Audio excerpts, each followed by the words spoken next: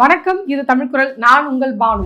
வடிவேல் சொல்லார் பார்த்தீங்களா, அண்ணே நம்மளை சார்ஜ் போட்டாங்கன்னே, நம்மளை சார்ஜ் போட்டாங்களா, யாரை எப்படி எங்க எப்போ அப்படின்னு நம்ம பதறி கேட்டா ஒருத்தர் பிரஸ் மீட்ல வந்து கதறி இருக்காரு. அண்ணன் நேத்து வரைக்கும் பிஜேபி, இன்னைக்கு டிவிகேல சேர்த்தது கூட பரவாயில்ல, அவரு பாஜக இருக்க தன்னோட பதவியை கூட ராஜினாமா பண்ணல, அப்படிப்பட்ட நபருக்கு சீட்டு தூக்கி கொடுத்துருக்காங்கன்னு. இந்த கட்சிக்காக நான் எவ்வளோ உழைச்சேன், என்ன தூக்கி கடாசிட்டாங்க, கேட்டா உன்னால அவங்கள மாதிரி செலவு பண்ண முடியுமான்னு சொல்றாங்க. நான் இதெல்லாம் கூட ஏத்துக்கிறேன், ஏதோ என்கிட்ட காசு இல்ல தூக்கி அடிக்கிறாங்கன்னு. ஆனா அதுக்கு அவங்க ஒரு உதாரணம் சொன்னாங்க, ஒரு ரீசன் சொன்னாங்க பாருங்க. அதை கேட்கும் போதுதான் எனக்கு அதிர்ச்சியா இருக்கு. நான் நம்பி ஏமாந்துட்டேனே அப்படின்னு. இதை நாங்க சொன்னா நீங்க எங்க கேக்குறீங்க? கேட்டா 200 ரூபாய் யூபி திமுக கிட்ட காசை வாங்கிட்டு பேசுறேன்னு சொல்றாங்க.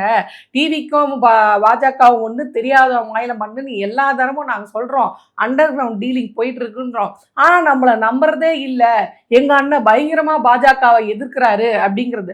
அப்படி என்னப்பா உங்க அண்ணன் பாஜக எதிர்க்காரு? களத்துல இல்லாதவரை நான் விமர்சிக்க மாட்டேன், அவருக்கு பாஜகவை எதிர்க்க வேண்டிய அவசியம் இல்லைன்னு பேசிட்டு இருக்கேன்னா பாருங்க. ஜனநாயக படம் ரிலீஸ் ஆகல, எங்க அண்ணன் இங்க சிபிஐ விசாரணைக்கு போய் வந்துட்டு இருக்காரு. அப்ப எந்த அளவுக்கு அவர் பாஜகவை எதிர்க்காரு? ஓ, உங்க அண்ணன் இப்படிதான் பாஜகவை எதிர்க்கிறாரா? அவர் எதுக்கு போறாரு? சாட்சியா போறாரு. எதுக்காக போறாரு? சிபிஐ விசாரணை வந்து 41 பேர் ஸ்டாம்ப் எடுக்க அந்த இதுக்காக போயிட்டு இருக்காரு. இதுக்காக நியாயமா உங்க அண்ணன் வருத்தப்படணும், வெக்கப்படணும், வேதனைப்படணும். ஆனா இந்த விசாரணைக்கு அப்படி வா அப்படின்னு சொன்ன உடனே இப்ப எடப்பாடி அவர்கள் அப்படி வா அப்படின்னு கூப்பிட்ட உடனே அவர் இங்க இருந்து டெல்லிக்கு ஓடுறாரு பாருங்க. அந்த மாதிரி இவர் இப்படி வா அப்படின்னு சிபிஐ கூப்பிடுது. அவர்னா ஒரே வித்தியாசம் தான், அவருக்கு அமித்ஷா கூப்பிடுறாரு, இங்க சிபிஐ கூப்பிடுறாங்க. இப்ப இவர் ஓடுறாரு இல்லையா சிபிஐ விசாரணைக்கு, இதுக்கே வந்து சொல்றாங்க பாஜகவை எங்க அண்ணன் பயங்கரமா எதிர்க்கிறாரு அப்படின்ட்டு. இப்போ ரீசெண்டா வந்து ஒரு இது கூட சொன்னாங்க, அது எந்த அளவுக்கு இவங்க பாஜக எதிர்க்கிறாங்க, மதச்சார்பின்மை கட்சியாக இருக்கிறாங்க அப்படின்னு பாத்தீங்கன்னா 90 சீட்டு கொடுத்து அது மட்டும் இல்லாம 2.5 வருஷம் ஆட்சி பொறுப்பு எங்களுக்கு தரேன்னு சொன்னாங்க.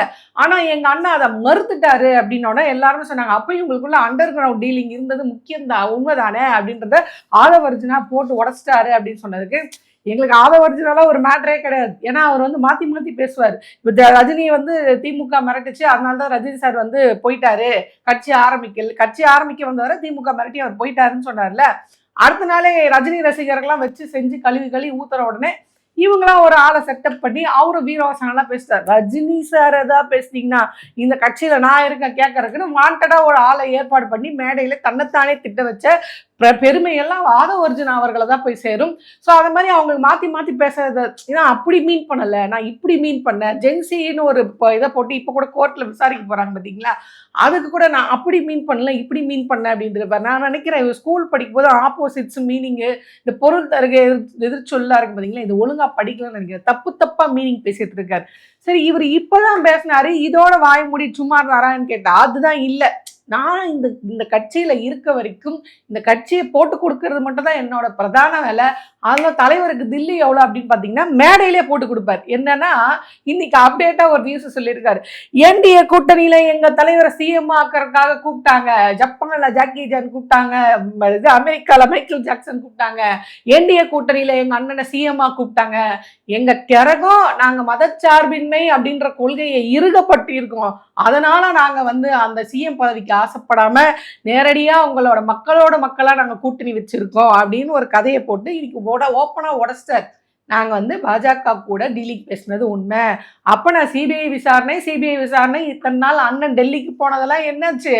விசாரணைக்காக போல, ஜனநாயக படத்தோட டீலிங்காகவும் என்டிஏ கூட்டணிக்கு நீ வரியா வரலையா அப்படின்னு பேரம் பேசுறதுக்காக போயிருக்காரு. கடைசியில நம்ம சொன்ன மாதிரி நேரடி பேரம் பேசினா இந்த சிறுபான்மையர் ஓட்டு கிடைக்காது, அதாவது நேரடி கூட்டணி வச்சா ஓப்பனா நீங்க சிஎம் பதவியே கொடுத்தாலும் நான் பாஜக கூட நிற்கிறேன் அப்படின்னா எனக்கு 10 பைசாக்கு மதிப்பு இருக்காது, அதனால நான் உங்களை எதிர்க்கிற மாதிரி எதிர்க்கிறேன், நீங்களும் எனக்கு ப்ரெஷர் கொடுக்குற மாதிரி ப்ரெஷர் கொடுங்க, ஆனால் ஷார்ட் டைம் பீரியட் வரும்போது ஜனநாயகருக்கு ஒப்புதல் கொடுங்க, இந்த மாதிரியான பேச விட்டு வேடிக்கை பாருங்க அப்படின்லாம் நம்ம சொன்னோம் பார்த்தீங்களா. அது உண்மைன்ற மாதிரி ஆதவர்ஜுனா ஆமா நாங்கள் டீலிங் பேசுனது உண்மைதான்.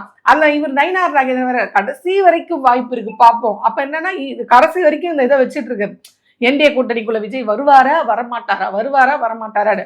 ஆனா இன்னைக்கு அவங்க கட்சியை சார்ந்த ஒரு முக்கிய நபரே வந்து புதுச்சேரியில போட்டு உடைச்சிருக்காரு. ஆனா கூட்டணியே இல்லைன்றாங்க. ஆனா கூட்டணி கட்சிக்கு சீட்டு ஒதுக்குறோம் அப்படின்னு சொல்றாங்க அப்படின்ற அவரு அதிர்ந்து போயிருக்காரு, ஆடி போயிருக்காரு, அசந்து போயிருக்காரு.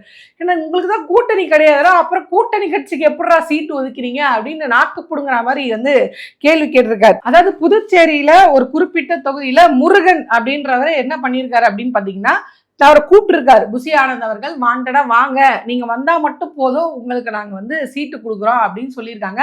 அப்படி சொன்னது மட்டும் இல்லாம இவர் என்ன பண்ணியிருக்காங்கன்னா, உள்ள வந்த உடனே கட்சிக்கு வந்துட்டீங்க, கட்சிக்கு சில தொண்டு செய்யுங்க, நீங்க சீட்டுக்கு காசு கொடுக்க வேண்டாம், நீங்க தான் எம்எல்ஏ, விஜய் கட்சியில நின்னா மட்டும் போதும், ஏன்னா வீட்டுக்கு வீடு விஜய் இருக்காரு, அதனால நீங்க ஜெயிச்சிருவீங்க அப்படின்னு அவர் மண்டை கழுவி மைண்ட் வாஷ் பண்ணி சொந்த காசெல்லாம் வந்து பேனர் அடி, கட்சி கூட்டம் போடு, நோட்டீஸ் அடி அப்படின்னு செலவு பண்ண வச்சிருக்காங்க. கடைசியா ஒவ்வொரு தொண்டருக்கும் துண்டு கொடு அப்படின்னோடனே, என் பட்ஜெட்ல துண்டு விழுந்துட்டு இருக்கேன்னா, நான் வேற எக்கச்சக்கமா காசை போட்டிருக்கேன், இப்படியே போனா எப்படி, என்ன சீட்டு டிவிக்கிற சீட்டு என்ன நினைச்சிட்டு இருக்க, செலவு பண்ணு, அவங்க கோடி கோடியா வாங்குறாங்க, நீ செலவு பண்ணு அப்படின்னு சொல்லியிருக்காரு.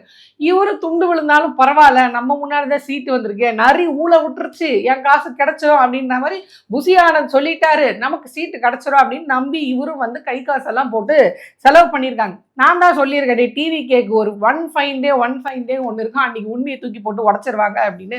அப்புறம் இந்த ஒன் ஃபைன் டே இவர் தான், ஏன்னா தேர்தல் வருது 30ஆம் தேதிக்குள்ள எல்லாத்தையும் முடிச்சு கட்டி ஆகணும் இல்லையா, அதனால இவரை கூப்பிட்டு உட்கார வச்சு, தம்பி நீ வந்து சீட்டெல்லாம் கொடுக்க நாங்கள் ரெடி, ஆனால் ஒரே கண்டிஷன் அப்படின்னு இருக்காங்க. அது என்னென்ன கண்டிஷன் அப்படின்ன உடனே சொல்லுங்க, களத்தில் இறங்கி வேலை பார்க்கணுமா, ஆட்களை சேர்க்கணுமா, என்ன வேணாலும் நான் செய்கிறேன் அப்படின்னு. அதெல்லாம் எங்களுக்கு தேவையில்லை, 5 கோடி ஒரு சீட்டுக்கு 5 கோடி தரியா தரலையா அப்படின்ற மாதிரி கேட்டிருக்காங்க. அவர் ஆடி போயிட்டாரு. என்னங்க 5 கோடியா, நான் எங்கே போகணும் அவ்வளோ காசுக்கு, நீங்கள் காசே வேணாம், வந்து சேர்ந்தா மட்டும் போதும், நான் சீட்டு கொடுக்குறேன் அப்படின்னு சொன்னீங்க. அது நீ 2000 பேரை கூட்டி ஒரு பொதுக்கூட்டம் போட்ட பத்தியா, அதுக்காகத்தான். அதாவது அவங்களே என்ன சொல்றாங்கன்னா, இந்த டிவிக்கு இத்தனை கூட்டம் நடத்தியிருக்கு, அத்தனை கூட்டத்துல 2000 பேர் சேர்த்து ஒரு தொகுதியில ஒரு செயல் வீரர் கூட்டம் போட்டது அப்படின்னா அது பாண்டிச்சேரியில இந்த அண்ணன் முருகன் மட்டும்தான். ஆனா அவருக்கே இவங்க வந்து பட்டையா அடிக்க பாக்குறாங்களே, விபூதி அடிக்க பாக்குறாங்களே, இது நியாயமா? சோ தளபதியை ஒழிச்சு கட்ட போறாங்க. யாரு ஒழிச்சு கட்ட போறாங்க? திமுகவா? அது திமுகவின் சதி இல்லவே இல்லை, திமுக சதியெல்லாம் இல்ல. உள்ள ஒருத்தன் உட்காந்துருக்காங்க, இந்த ஆதவ் அர்ஜுனா, புசி ஆனந்த்னு, இவங்க தான் இந்த விஜய் அவர்களை ஒழிச்சு கட்ட போறாங்க அப்படின்ற மாதிரி அவரே வந்து வாண்டடா ஸ்டேட்மெண்ட் கொடுத்துருக்காரு. அதுல அவரு சொன்ன ஒரு முக்கியமான விஷயம் என்ன அப்படின்னு பாத்தீங்கன்னா, முருகன் அவர்கள் பார்த்தீங்கன்னா ராமுன்னு ஒருத்தருக்கு வந்து இவங்க வந்து இந்த சீட்டை கொடுத்துருக்காங்க. ஏன்னா கொடுக்கறதா கொடுக்குறீங்க, அட்லீஸ்ட் அவர் உங்க கட்சியோட அடிப்படை உறுப்பினரா அப்படின்னு கேட்டா அவரு பாஜகவுடைய அடிப்படை உறுப்பினருங்க, பாஜக சார்பா நேற்று வரைக்கும் போஸ்டர் ஓட்டிட்டு இருந்தவருங்க, அவரு இன்னும் அந்த கட்சியை விட்டே வெளியே வரலங்க. அப்படி இருக்கும்போது அவருக்கு நீங்க சீட்டை தூக்கி கொடுக்கறதுக்கு என்னங்க காரணம் அப்படின்னு முதல்ல என்ன முட்டு கொடுக்குறாங்கன்னா, இல்ல அவன் 5 கோடி செலவு பண்ணுவான், நீ செலவு பண்ணியா? நம்ம ஏற்கனவே பல வீடியோல சொன்னோம். அதாவது தாவேகா சார்பாக நிறைய பேர் இருக்காங்க, நாங்க வந்து தொகுதியில போட்டியிட ரெடியா இருக்கோம், அவங்களாம் வந்து என்ன நினைச்சிட்டாங்கன்னா, போட்டிடுறதுனா வந்து நம்மளை நிற்க வைப்பாங்க, விஜய் அண்ணன் நமக்காக கேன்வாஸ் பண்ணுவார் ஒவ்வொரு தொகுதிக்கும், நம்ம தான் ஜெயிப்போட. ஆனால் விஜய் அண்ணா அவருக்கே கேன்வாஸ் பண்ணுவாரா தெரியல, வந்து பிரச்சாரம் பண்ணுவாரா, தனக்காக பேசுவாரான்றதா தெரியல. அப்படி இருக்கும்போது இவருக்கு எங்கே பண்ண போறாரு? அதனால செலவு பண்ணி தான் ஆகணும் அப்படின்ற இடத்துக்கு இவங்க நகர்ந்துட்டாங்க. சார் 5 கோடி டீலிங் போயிருக்கு, அந்த 5 கோடியில் கிடைக்கல. சார் நம்ம கட்சியிலேருந்து கிடைக்கலாம் இல்லை, நான் தான் ஏற்கனவே சொல்லல, டிவிகேவும் பாஜகவும் ஒன்று தெரியாத மாநில மண்ணு அப்படின்ட்டு. ஸோ பிஜேபியிலேருந்து ஒரு ஆளை தூக்கிட்டு வந்து நிறுத்தி கொடு சீட்டு அவருக்கு அப்படின்னு கொடுத்துருக்காங்க. இதை பார்த்த உடனே அவர் வந்து வயிறு எரிஞ்சு போய் வந்து கத்தியிருக்காரு ப்ரெஸ் மீட் முன்னாடி. நான் இந்த கட்சிக்காக நான் வந்து நாம் தமிழரில் போயிருப்பேன், அங்கே செலவு இல்லாமல் தோக்கிறதா இருந்தாலும் செலவு இல்லாமல் அங்கே நின்று இருந்திருக்கலாம், அங்கே சீட்டு கிடைக்காது நின்றுட்டு தான் நான் இங்கே வந்தேன், நீ வந்தால் மட்டும் போதும், நீங்கள் கூட்டிகிட்டு வந்துட்டு என்ன இப்படி நடுத்தர நிற்க வைக்கிறீங்களே, இதில் காசை வேற உங்களுக்காக நம்பி செலவு பண்ணனேன்னு கேட்கும்போது இன்னொரு அதிர்ச்சிகரமான தகவல் அவங்க சொல்லியிருக்காங்க. என்னென்னா கூட்டணி தர்மம்னு ஒன்று இருக்குது, கூட்டணியில் வந்து சீட்டு கேட்குறாங்க அப்படின்னு சொன்னோன்னா, நீங்கள் யார் கூட கூட்டணி, 30 சீட்டு நான் வந்து தனியாக நிற்க போகிறேன்னு விஜய் அண்ணா அறிவிச்சிட்டாரு, அப்புறம் என்ன நீங்கள் கூட்டணி, நீங்கள் யார் கூட முதல்ல கூட்டணி வச்சுருக்கீங்க? அப்படி கூட்டணினா நீங்கள் வந்து எப்படி பாஜகவுக்கு, நீங்கள் பாஜகவில் இருந்து ஒரு நபர் கூட நீங்கள் எப்படி வந்து சீட்டு கொடுப்பீங்க? அப்போ உங்களுக்கும் பாஜகவுக்கும் கூட்டணி அப்படின்றது இதுல இருந்து உறுதியாகுது. இதை தாண்டா முதல்ல இருந்தே நாங்க சொல்லிட்டு இருக்கோம், அண்டர் கிரவுண்ட் டீலிங் போயிட்டு இருக்கு. இது பாஜகவோட பி டீம்னா இவங்களுக்கு அங்க இருந்து தாண்டா ஆள் எடுப்பாங்க, உங்களை கடைசி வரைக்கும் போஸ்டர் ஓட்டுறதுக்கும் பேனர் அடிக்கிறதுக்கும், அதாவது இதுக்கு முன்னாடி எல்லாம் பிளாக்ல டிக்கெட் வாங்குறதுக்கும் கட் அவுட் வைக்கிறதுக்கும் யூஸ் பண்ணிட்டு இருக்காங்க. விஜய் ரசிகர்களாக இருக்கும்போது இப்போ நீங்கள் தொண்டர்களாக மாறின பிறகு உங்களுக்கு பேனர் அடிக்கிறதுக்கும் போஸ்டர் அடிக்கிறதுக்கும் வரைக்கும் தான் உங்களை யூஸ் பண்ணுவாங்க, கூட்டம் போடுறதுக்கு தான் உங்களை யூஸ் பண்ணுவாங்க. கடைசி வரைக்கும் ஒரு நல்ல பதவிக்கு கொண்டு வந்து சேர்க்க மாட்டாங்க அப்படின்றது நம்ம படிச்சு சொன்னோம். அதுவும் குறிப்பாக விஜய் அவர் இந்த கட்சியை நாசம் பண்றதுக்கே 2 பேர் இருக்காங்க. ஒன்று ஆதவர்ஜனா, புசி ஆனந்த். இதுல 2 பேருக்கு தான் போட்டியா போடி. அதாவது இவர் சொல்லார்ல விஜய் 2 பேருக்கு நடுவில் தான் போட்டி. ஒன்று டிவிக்கே, இன்னொன்று டிஎம்கேன்னு. அந்த கட்சியில உள்ளவே பார்த்தீங்கன்னா 2 பேருக்கு தான் போட்டி. ஒன்று ஆதவர்ஜனா, இன்னொன்று புசி ஆனந்த். யாரு பெரிய ஆளு அப்படின்னு அடிச்சுக்கிறது மாத்தி மாத்தி. நான் ஆள் சேர்க்கிறேன்னா, நீ ஆள் சேர்க்கிறியா, இந்த கட்சியை நீ நாசம் பண்றியா, இல்லை நான் நாசம் பண்றேன்னு போட்டா போட்டி போட்டு அந்த டிவிக்கேன்ற கட்சியை வந்து நாசம் பண்ணிட்டு இருக்காங்க. ஆனா அண்ணன் இதை பத்திலாம் கவலை இல்லை. அவர் பாம்பேல போய் ஜாலியா வளகாப்பு அட்டன் பண்ணிட்டு இருக்காரு. இங்க இருக்கவங்க எல்லாம் வந்து நேர்காணல் நடத்தி ஆளை செலக்ட் பண்ணி அடுத்தது என்ன பண்ண போறோம் அப்படின்ற தேர்தல் வேலைகளை இறங்கி மும்முரமா செஞ்சுட்டு இருக்கு ஒவ்வொரு கட்சியும். அவங்க கையெழுத்து போட்டியா தொகுதி பங்கீடு வந்துதான் எந்த கூட்டணிக்கு எவ்வளவு, எந்த கட்சிக்கு எவ்வளவு இது கொடுக்கறது அப்படின்ற மாதிரி பரபரப்பா ஓடிட்டு இருக்காங்க. நம்மளதான் சீண்டதே ஆள் இல்லைல்ல, அதனால அந்த பிரச்சனைலாம் இல்லை. வர வரைக்கும் ஃபில்டர் பண்ணி இன்டர்வியூ பண்ணிட்டு அனுப்பிச்சிட்டு ஜாலியா இங்க இருந்து ப்ளூ மேட்சிங், போன வாட்டி ஒயிட் மேட்சிங், இந்த வாட்டி ப்ளூ மேட்சிங் இந்த போயிருக்காங்க. ஆனா கூட போல, அது மட்டும் தெரியுது. ஸோ அவருக்கு கட்சியெல்லாம் பொறுப்பு இல்லை. கட்சியில ஒருத்தருக்கு 5 கோடி கேட்கிறார்கள். பாஜக கூட கூட்டணி, அதாவது பாஜக பொறுப்புல இருக்கிற ஒருத்தருக்கு வந்து இந்த இதுல சீட்டு கொடுக்குறாங்க. பிரஸ்ல இதை பத்தி நம்மளோட கட்சி ஆட்களே பேசுறாங்க. நம்மளுடைய துண்டு, அந்த கட்சி துண்டெல்லாம் தூக்கி விசிறடிச்சு இது ஒரு கட்சியா, இந்த கட்சிக்கு வந்ததுக்காக நான் வெக்கப்படுறேன் வேதனைப்படுறேன்னு இருக்காங்களே. இது தேர்தல் நேரத்தில் நடக்குதே, நம்ம தேர்தல் நேரத்தில் இங்க இருக்கணுமே, அதெல்லாம் இல்லை. இங்க இருந்து போய் வளகாப்பு அட்டன் பண்ணிட்டு ஜாலியா சுத்திட்டு இருக்காரு. ஏன்னா அவருக்கு என்னன்னா, நான் சொன்னேன் அவங்ககிட்ட கட்சி ஆரம்பிக்கிறேன் அப்படின்னு, நீ வாண்டடா என்னை கூட்டிட்டு வந்து நிறுத்தின பாஜக. அனுபவி, என்னை நம்பி வந்து எத்தனை ப்ரொடியூசர்ஸ் வந்து நடுத்தருள் இருக்காங்க. அது மாதிரி நீயும் அனுபவி, போ செலவு பண்ணு அப்படின்ற மாதிரி அவர் வேலையை பார்த்துட்டு இருக்காரு. இதுல கூடுதல் தகவல் என்ன அப்படின்னு பாத்தீங்கன்னா, இவங்க ஒரு பொறுப்பு கொடுத்தாங்க பாத்தீங்களா, பாஜகல ஒரு ஆளுக்கு ஒரு பொறுப்பு கொடுத்தாங்களே, அவருக்கான குவாலிஃபிகேஷன் என்னென்ன அப்படின்றத வந்து அவங்க அடிக்கிட்டு இருக்காங்க. என்னென்ன குவாலிஃபிகேஷன்னா, அவர் வந்து படிச்சிருக்காரு அது இதெல்லாம் கிடையாது. அவரு சாராய கடை வச்சிருக்காரு, சொந்தமா பார் வச்சிருக்காரு. இந்த 2 தகுதி போதாதா தாவேக்கால அவர் சீட்டு வாங்குறதுக்குன்னு கேட்டிருக்காங்க. என்ன நீங்க தானே போதையை ஒழிக்க போறீங்க, நாங்க ஆட்சிக்கு வந்தா போதை இல்லாத தமிழகம், நீங்க இப்போ வந்து இப்படி சொன்னீங்க. அது தமிழகத்திற்கு நன்றாக பாயிண்ட் நோட் பண்ண வேண்டும். தமிழ்நாட்டில் தான் நான் அப்படி பிரச்சாரம் பண்ணேன், போதை இல்லாத தமிழ்நாடை உருவாக்குவேன், கஞ்சா இல்லாத தமிழ்நாட்டை உருவாக்குவேன், அதாவது பாண்டிச்சேரியில சரக்கு இல்லாத பாண்டிச்சேரியை உருவாக்குவேன். நான் எங்கேயாவது வந்து உங்களுக்கு வாக்குறுதி கொடுத்தனா? கொடுக்கல. அதனாலதான் அது தமிழ்நாடு வரைக்கும், இந்த பக்கம் இது பாண்டிச்சேரி. அதனால இங்க வந்து சாராய கடை, பாரு, தண்ணி இதெல்லாம் வச்சுக்கிறவங்களுக்கு மட்டும் தான் டிவி கேல பொறுப்பு கொடுப்போம்னு கொடுத்துருக்காங்க போல இருக்கு. அந்த மனுஷன் வந்து கலர்றாரு கேமரா முன்னாடி. என்னை நம்ப வச்சு கழுத்து அறுத்துட்டாங்க, என்னை நம்ப வச்சு கழுத்து அறுத்துட்டாங்க அப்படின்னு சொல்லியிருக்காரு. அந்த வார்த்தையை நான் சொல்ல முடியாது, ஏன்னா அவ்வளவு மோசமா அவர் வந்து விமர்சனம் பண்றாங்க. ஸோ அவர் கேட்கறதுலாம் இதுதான். இந்த தமிழ் சினிமால வந்து திடீர்னு கல்யாணம் நின்று போச்சுன்னா அவங்க என்ன சொல்லுவாங்கன்னா, ஏன்பா நீதான் பொண்ணு நீதான் மாப்பிள்ளை அப்படின்னு ஊரெல்லாம் சொல்லி கல்யாணத்துக்கு ஏற்பாடு பண்ணிட்டேன், இப்படி தாலி கட்ட போறதுல நான் கல்யாணம் பண்ணிக்க மாட்டேன்னு சொன்னா என் பொண்ணு வாழ்க்கை என்ன ஒரு தம்பி அப்படின்னு சொல்லி இந்த இது பண்ணுவாங்களே, அந்த மாதிரி அவர் கதறிட்டு இருக்காரு. ஏன்பா நான் தான் இந்த தொகுதிக்கு எல்லாமே, எனக்கு தான் எம்எல்ஏ சீட்டு கொடுக்க போறாங்க அப்படின்னு இந்த இது ஃபுல்லா, இந்த தொகுதி ஃபுல்லா நான் சொல்லிட்டேன் பாண்டிச்சேரியில. இப்போ வந்து என்னோட சீட்டை தூக்கி நீங்க கொடுக்குறீங்களே, இப்போ என்னை காரி துப்ப மாட்டாங்களா, விஜய் அவர்களை நம்பி நான் வந்துட்டேனே, இப்படி மோசம் போயிட்டேனே அப்படின்றாங்க. இந்த கதறல் உங்களை சும்மா விடுமா, இந்த வைத்தறிச்சல் உங்களை சும்மா விடுமா அப்படின்ற மாதிரி தான் இருக்கு. ஏன் இந்த வேலை, இதெல்லாம் முன்னாடியே உங்களுக்கு தெரியும்ல.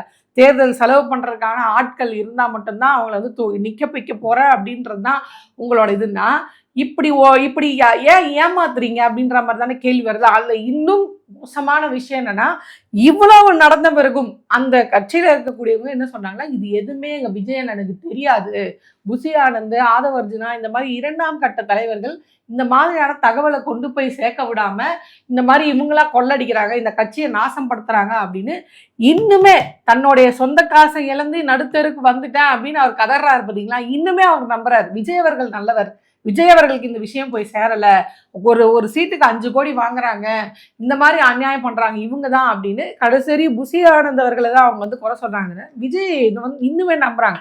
ஆனா உங்களை நம்பி வரவங்களை வந்து கொஞ்சம் கூட பாரபட்சாம, அதாவது அவங்களுக்கு தெரியாது, விஜய் அவர்களுக்கு தெரிந்துதான் இந்த டீலிங் எல்லாம் நடக்கிறது அப்படின்றது அண்ணனுக்கு தெரியாது போல இருக்கு. பாவம், இன்னும் நீங்க நம்பிக்கிட்டு இருக்கீங்கன்னா உங்களை காப்பாத்துறதுக்கு இன்னும் சொல்லுவாங்களா, 1000 பெரியாள் வந்தாலும் உங்களை திருத்த முடியாது அப்படின்ற மாதிரி, உங்களை திருத்த முடியாது அப்படின்னு தான் சொல்ல. நீங்களா பட்டு திருந்துதான் இனிமே வரணும். இப்போ பாண்டிச்சேரியில வந்திருக்கு, அதாவது பாஜக உங்க கட்சிக்காக உழைத்த தன் சொந்த காசை செலவு பண்ணி பேனர் அடிச்சு போஸ்டர் ஒட்டி செயல் வீரர் கூட்டம் கூட்டி 2000 பேர் இது பண்ணி இவ்வளவு செலவு பண்ணவரை இன்னைக்கு பாஜக இருக்கவங்க 5 கோடி செலவு பண்றாருன்ற அந்த பொறுப்புல, அந்த கட்சியில பொறுப்புல இருக்கக்கூடிய, நேத்து வரைக்கும் பாஜக போஸ்டர் ஓட்டின ஒருத்தருக்கு நீங்க சீட்டு தரீங்க, உங்க கட்சிக்காக உழைக்கிற தூக்கி நடுரோட்ல நிறுத்துறீங்கன்னா இது மோசமான ஒரு கட்சி. இந்த கட்சிக்கு கொள்கையும் கிடையாது, ஒரு வெங்காயமும் கிடையாது அப்படின்றதுதான் உண்மை. இதுல இவர் தான், நான் தான் வந்து சிஎம், ஒவ்வொரு வீட்லயும் விஜய் நான் தான் இருக்கேன், நான் தான் தமிழக முதல்வர், அவரை நம்ப வச்சு, எப்படி விஜயை நம்ப வச்சுட்டு அது மாதிரி இவரை நம்ப வச்சு ஏமாத்திருக்காங்க. ஸோ தேர்தல் நெருங்க இன்னும் தெரியும். இது ஒரே ஒரு எக்ஸாம்பிள் தான். இந்த மாதிரி தமிழ்நாட்டில் இன்னும் எத்தனை எக்ஸாம்பிள் காத்துட்டு இருக்குன்னு நம்மளுக்கு தெரியல. ஸோ பொறுத்து பார்ப்போம். தேர்தல் நெருங்க இன்னும் இந்த மாதிரியான விசித்திரமான நியூஸ் எல்லாம் வெளியேறும். இது விசித்திரன்றது உங்களுக்கு தான். நாங்கள் முதல்ல இருந்தே சொல்லிட்டு இருக்கோம், அண்டர் கிரவுண்ட் டீலிங் போயிட்டு இருக்கு, இது பி டீம் தான் அப்படின்றத முதல்ல இருந்தே சொல்லிட்டு இருக்கோம். இன்னைக்கு ஒரு உண்மை ஓப்பனா வெளியே வந்திருக்கு. ஸோ பொறுத்திருந்து பார்ப்போம். ஆதவ் அர்ஜுனா வந்து ஓப்பனா சொல்றாரு, நான் என்டிஏ கூட நாங்கள் கூட்டணி அதாவது என்டிஏ எங்க கூட டீலிங் பேசினது உண்மை அப்படின்னு ஆதவ் அர்ஜுனா ஓப்பனா சொல்றாரு. தலைக்கு இது இல்லை பாத்தீங்களா. இங்க இன்னொருத்தர் ஓப்பனா சொல்றாரு, பாஜக அதாவது கூட்டணி கட்சிகள் கேட்குது அதனால நாங்க கொடுக்குறோம் அப்படின்னு சொல்றாங்க. கூட்டணியே இல்லைன்னு தலைவர் சொல்றாரு. ஆனா நீங்க சொல்றீங்க அப்படி இருந்து கூட்டணி கட்சி கேட்குதுன்றீங்களே, எதுக்கு பாஜக சேர்ந்த ஒருத்தர் கொடுக்குறீங்கன்னா அப்ப நீங்க அண்டர் கிரவுண்ட் கூட்டணியில போயிட்டு இருக்கீங்க அப்படின்றது உண்மைன்ற மாதிரி இன்னைக்கு போட்டு உடைச்சிருக்காங்க. பொறுத்திருந்து பார்ப்போம் இன்னும் என்னென்ன மாதிரியான நியூஸ் எல்லாம் வருது அப்படி.